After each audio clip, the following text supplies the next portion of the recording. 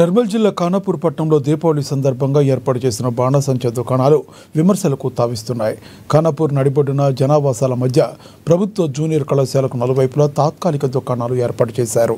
అయితే వ్యవసాయదారులు గడ్డివాములు నివాస గృహాలు పక్కనే ఉన్నప్పటికీ అధికారులు అవేవి పట్టించుకోకుండా టపాసుల దుకాణాలకు జనావాసాల మధ్య అనుమతులు ఇవ్వడాన్ని పలువురు విమర్శిస్తున్నారు. అనుకోని ప్రమాదమైనా జరిగితే అతిగా ప్రాణ ఆస్తి పశు నష్టం జరిగే అవకాశాలు లేకపోలేదు. అటు అగ్నిమాపక శకటం కూడా ఒక్కటే ఉండడం వల్ల ప్రమాదం జరిగితే మంటలు ఆర్పడానికి అది సరిపోతుందా అనే సందేహాలున్నాయి. వీటన్నిటిని దృష్టిలో ఉంచుకొని అనుమతి ఇవ్వాల్సిన అధికారులు మామూళ్లకు తలొగ్గి మమ అనిపించుకున్నారని ఆరోపణలున్నాయి. దుకాణాల నిర్వహణ కూడా నిబంధనల ప్రకారం కనిపించడం లేదు. దుకాణాల మధ్య కనీసం 3 మీటర్ల దూరం ఉండాలి. ప్రతి దుకాణం వద్ద అగ్నిమాపక పరికరాలు, నీటితో నిండిన డ్రమ్ములు, ఇసుక తప్పనిసరిగా ఉండాలి. అయితే ఇక్కడ మాత్రం ఇవేవీ కనిపించడం లేదు. అంతేకాక నాణ్యత లేని టపాసుల విక్రయాలు కూడా జరుగుతున్నాయన్న బాగా ఆరోపణలున్నాయి. వీటిపై అధికారులు దృష్టి సారించాలని పలువురు పట్టణవాసులు కోరుతున్నారు. దానికి సేఫ్టీ మెజర్స్ ప్రతి ఒక్కరు షాప్ మధ్యలో డిస్టెన్స్ పెట్టుకోవాలి, ఒక ఫైర్ ఎక్స్టింగ్విషర్ పెట్టుకోవాలి, వాటర్ డ్రమ్ములు పెట్టుకోవాలి. ఇవి 3 ఇంపార్టెంట్గా మన షాప్స్ వాళ్ళు పాటించాలి.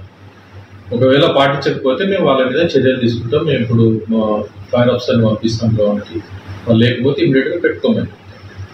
మేము యాక్చువల్లీ మనది అడ్వైజరీ. మేము వాళ్ళకి చెప్తాము కంపల్సరీ షాప్ మధ్య మేము షాప్ మధ్యలో గ్యాప్ తీసుకోమని చెప్పేది ఏంటంటే, ఒక షాప్ ఏదైనా ఫైర్ అయితే అది వేరే షాప్ కట్టుకోమని చెప్తాము. కాకపోతే మేము పెట్టుకోమని చెప్తాం. మళ్ళీ ఒకసారి సజెషన్స్ ఇస్తాం. మళ్ళీ ఒకసారి కలెక్టర్ దృష్టికి తీసుకుపోతాం.